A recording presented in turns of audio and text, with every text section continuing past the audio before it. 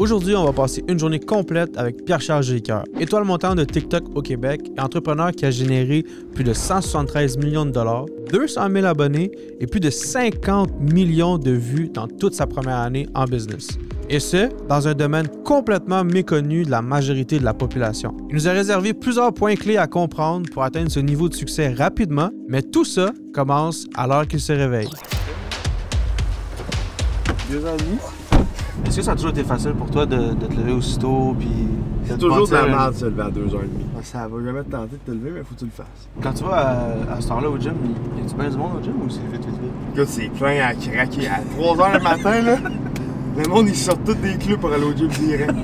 Avec le temps, avec le succès que tu as eu de fil en aiguille, est-ce que genre c'est plus difficile, mettons, de te lever le matin puis...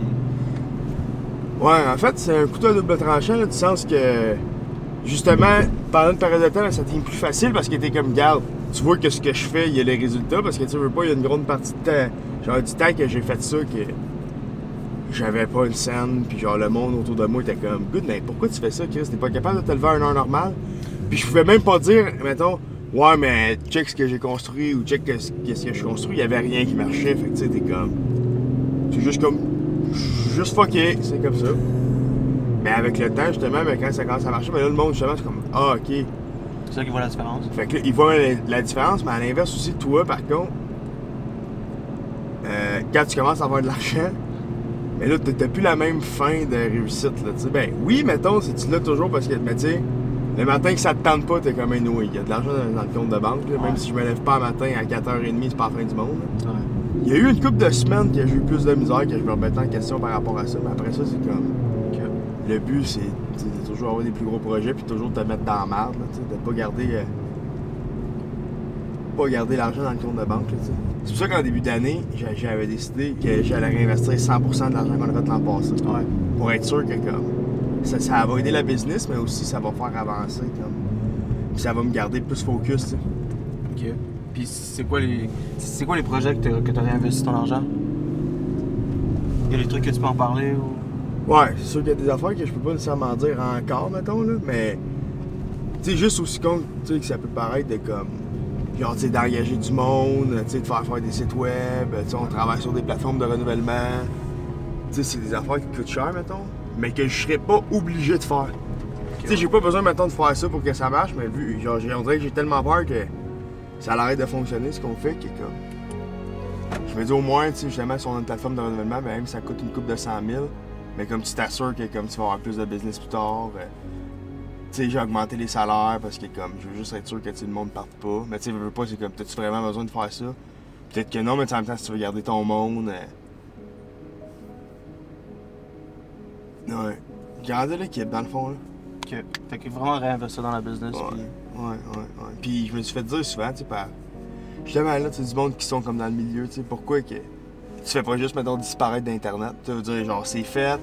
Tu sais, parce que pas, tu sais, à chaque fois que tu postes une vidéo ou que whatever, tu prends un risque, mettons. Ouais, c'est sûr. Puis je suis comme, honnêtement... Parce que pour moi, mettons, ce qu'on a accompli, c'est rien versus ce que je veux qu'on accomplisse, mettons.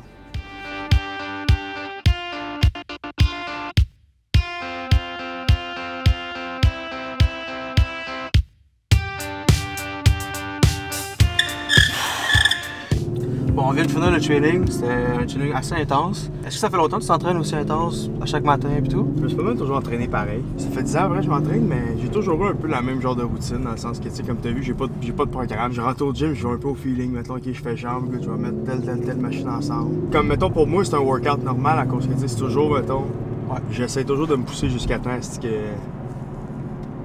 vraiment je sois plus capable, mettons. Tu donnerais quoi comme conseil, mettons, si quelqu'un essaie, mettons, de s'entraîner sur un long terme, super constant pis tout, mais qui trouve ça difficile?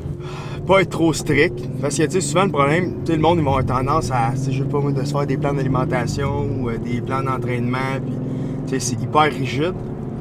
Mais tu sais, c'est un peu comme le monde qui font des diètes, tu sais, qui sont vraiment drastiques, tu sais. Si, mettons, t'es pas capable de faire ça tout le temps, tu seras pas capable de genre, le maintenir, là, tu sais.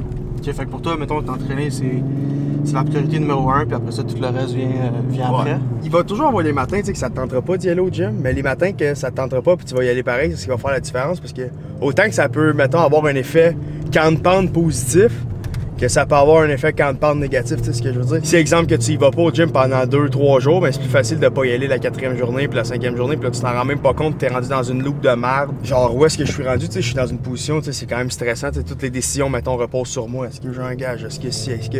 Fait que moi, normalement que je suis pas sharp mentalement, en tout cas, je trouve ça plus rough, mettons. Là.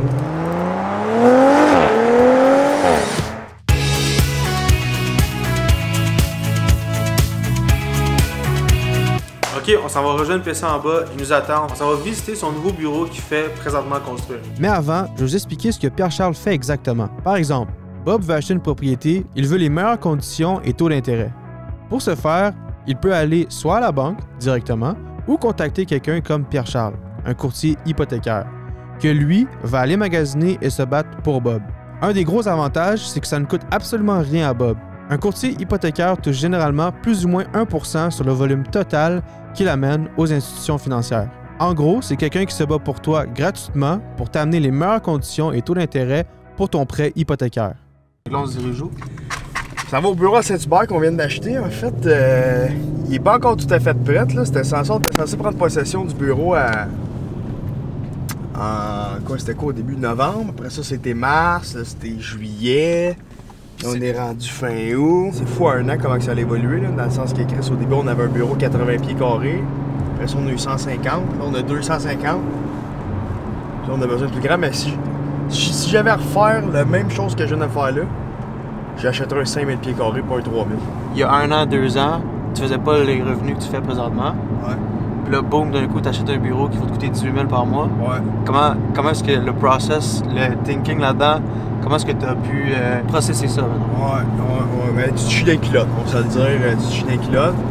Tu te chies d'un culotte parce que, comme justement, tu sais, je suis jamais été habitué à ce genre de chiffre-là, mettons qu'on peut dire. Puis, tu penses toujours que ça va arrêter, mettons. Tu penses que c'est surréaliste, puis tout, tu sais. Fait que c'est sûr que d'acheter ce bureau-là, j'ai pensé souvent. Même, je pense qu'il y a un bout que j'avais même cancellé tout. J'avais texté mon partner, puis j'avais dit, écoute, on cancelle tout ça, ça sera pas assez rentable, ça ne vaudra pas la peine.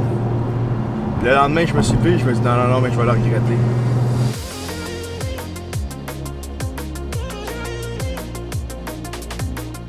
Fait qu'on est présentement dans tes bureaux. Ouais. C'est en pleine construction. Ouais. Fait que là, dans le fond, là, check ça. Il va y avoir 5 bureaux de 120 pieds carrés ici. C'était censé être un gros bureau en L, mais je trouvais pas ça rentable. Fait que ici, il va y avoir 6 bureaux. Ça va être des 8 par 7.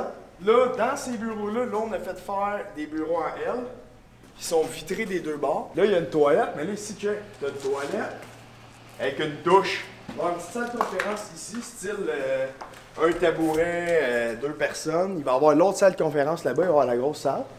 Elle, je suis pas sûr encore là, comment on l'a fait. Là. Toutes les teintes de couleurs, ça va tout être foncé, style noir, moderne. Il va y avoir des genres de. Je me rappelle plus où, là, on a fait mettre des genres de racks de plantes partout. Ça a coûté 10 000 $ de plantes. Ils vont le faire en crise, les plantes. Ça. 10 000 $ de plantes. 10 000 $ de plantes. Il va y avoir un lounge ici. Genre de lounge, tout. La cuisine va être là. Il va y avoir un bar. Ça, je pense que c'est fuck out. Là, ici, il va y avoir un gros bureau de réception comme ça. Là, on va mettre la place à carreaux. Fait que quand elle va travailler, mettons, du bureau. Mais si jamais il y a des clients qui arrivent, ça va pouvoir leur dire bonjour. Comment tu te sens avec un projet aussi gros?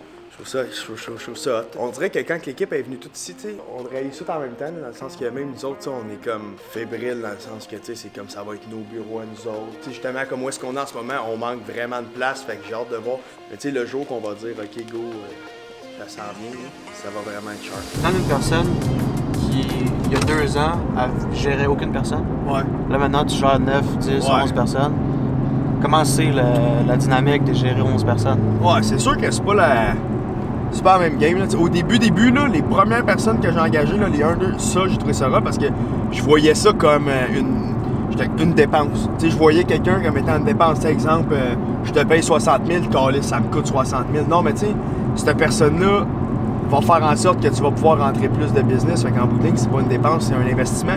Puis à l'inverse, je me suis fait appeler souvent pour me dire, Chris, j'ai peur d'engager quelqu'un. Puis je répète toujours la même fois, je suis comme, engage. Engage, tu vas figure out après. Puis même un coup que j'ai engagé, j'ai eu de la misère à déléguer des tâches parce que c'est con, là, mais c'était jamais aussi bien fait que moi, mettons. Tu sais, au début, je perdais patience. Mais après, tu sais, d'avoir eu, on va dire, tu sais, Kev, c'était le premier avec moi. Kev, puis j'avais eu une fille qui s'appelait Jeanne, j'en avais un autre, puis Nico. Puis c'était 3 personnes qui apprenaient de façon complètement différente. Tu sais, comme chaque, mettons, façon d'apprendre a ses avantages puis des avantages, mais t'as pas le choix, mettons, de t'adapter. Puis au début, c'est ça que je trouvais dur, tu sais. Parce que moi, je suis le genre de gars que je vais te faire confiance. Exemple, mettons, Nico, il vient me voir, « Hey, ouais, tu sais, là, je fais quoi? » Ben, tu ferais quoi? Ça, good, fais-le. Ouais, mais c'est ta bonne affaire? Ben, tu vas voir ce que la banque, elle va te dire. Mais c'est juste important que tu comprennes ce que tu fais, puis que si, justement, tu fais une erreur, t'en referas pas 2 fois la même crise d'erreur, tu comprends? Tu sais, j'ai pas peur de tout perdre. Tu sais, justement, comme là, on est rendu 9, puis je suis comme bof. Tu sais, je check même pas la masse salariale, tout. C'est comme, ah, on a-tu de l'argent dans le compte de banque? Ouais, on est capable de payer le monde? Good, on continue. Tu sais, c'est con, mais juste comme là, mettons, c'est le vlog qu'on veut commencer. Good, ben, on va comme l'investir. Si ça marche pas, too bad. Mais quelqu'un aurait fait, ouais, mais là, peut-être que tu vas crisser 10 000 au vidange. Peut-être que oui. Peut-être que oui, mais si je l'essaye pas, je prends pas action, il y a rien qui va bouger. Tu sais, justement, comme l'an passant, en fin d'année, le monde était comme, non, mais PC, tu sais, genre, profite. Je suis comme, je profite live, là, tu comprends-tu? Moi, tout réinvestir dans ma business, puis faire, c'est ça pour moi, la vie.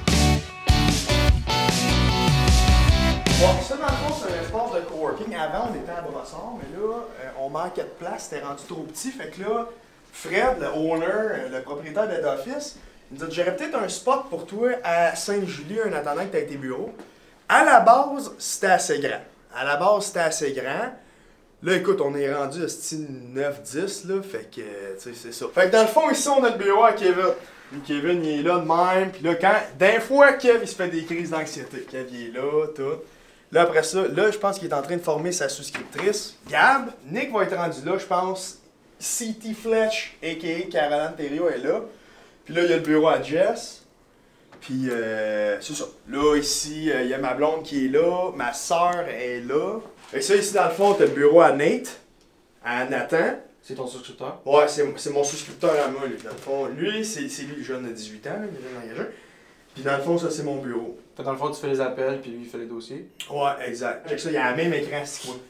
Setup, je fais comme, honnêtement, avec ça, si on fait pas 40 dossiers par mois, t'es dehors. Puis je trouve ça débile parce que ce gars-là, mec, qui soit rendu à mon âge, va être rendu pas mal plus loin que moi. Juste à cause que, tu sais, moi, mettons, à son âge, je t'ai payé 10$ de l'heure. Tu comprends-tu? Lui, il est dans une job, est-ce qu'il peut faire 100, comme 160. Puis, tu sais, exemple, qu'il serait parti tout seul, le gars, genre, ça aurait pas marché, right? Mais juste le fait qu'il est entouré avec nous autres, puis qu'il veut l'apprendre, puis que, comme, on y monte tout de A à Z. Tu sais, même juste à cette heure, la manière qu'il parle au client versus il y a 3 mois, je suis comme, Chris, il parle comme moi au client. Parce que le gars, il vient de lâcher l'école, puis il connaît rien, c'est un green. Fait que tout ce qu'il apprend, il l'apprend de la bonne manière. T'sais, tu as des fois qu'on pas qu'on engage, mais que tu vas voir, qui ont fait des affaires, mais ils l'ont mal fait.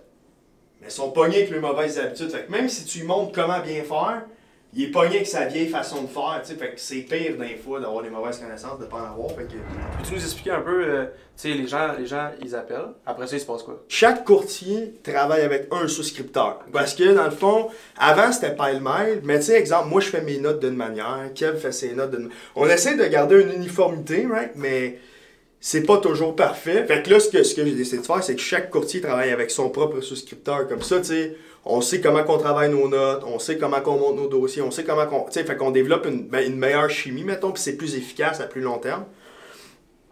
Fait qu'un coup, mettons, tu me dis, OK, c'est bon, on le fait. Là, moi, je t'envoie toute la liste de documents qu'il faut que tu m'envoies. Puis là, moi, je l'ai dit d'emblée au client, je suis comme là, Nathan, il va commencer à monter le dossier. On attend les documents. Là, on commence à t'appeler à tous les jours, jusqu'à temps qu'on ait tous les documents. Okay. Même si tu dis, ouais, mais semaine prochaine, good, on te rappelle demain. Ok, parfait. Puis là, mettons que le client envoie les dossiers. Ouais, là, mettons qu'il envoie tous les documents, on monte le dossier. Souvent, il manque des documents. Nathan rappelle, il dit ce qui manque, c'est pas identifié, c'est des screenshots, on veut pas de screenshots. Quand c'est complet, on envoie des consentements puis tout le kit à signer pour dire qu'on peut sortir ton bureau de crédit, t'es au courant qu'on fait une demande, etc. Là, on envoie le dossier dans la banque. Un coup, c'est approuvé, des fois, il y a des petites conditions de plus. Après ça, là, c'est ma soeur qui s'occupe de la conformité. Fait qu'elle, elle envoie tous les papiers, tout à l'agence. Puis là, après ça, that's it, that's all, c'est complété. Ok, good. Fait que là, on s'en va au 10-30, puis on va se mettre en mode interview dans mon studio. Puis ça risque d'être intéressant. Good. Dans ma tête, j'avais une maladie, j'étais un pas bon à l'école. Littéralement, là, tu sais, j'étais pas intelligent, j'avais rien pour moi, j'étais sur le bord, tu sais, de lâcher l'école parce que je me demandais pourquoi j'allais à l'école. Puis j'avais aucune idée de ce que je voulais faire. Cette année-là, j'ai perdu mon meilleur chum. C'était comme un frère pour moi. C'est quoi l'impact que lui a eu dans ta vie? Cresco, ça m'aurait ému. Maintenant, qu'est-ce que ça veut dire pour les détenteurs d'hypothèques à taux variable? Avec nous, Pierre-Charles Jolicoeur. Un superstar, une vedette qui a ravagé le marché. Pierre-Charles Jolicoeur. PC Jolicoeur. PC Jolicoeur. Et les courtiers hypothécaires chez Multiprêt. Influenceur dans le domaine hypothécaire. Quelqu'un qui fait vraiment des vagues. Parle-moi un peu de ton parcours, puis je veux vraiment savoir dès le début.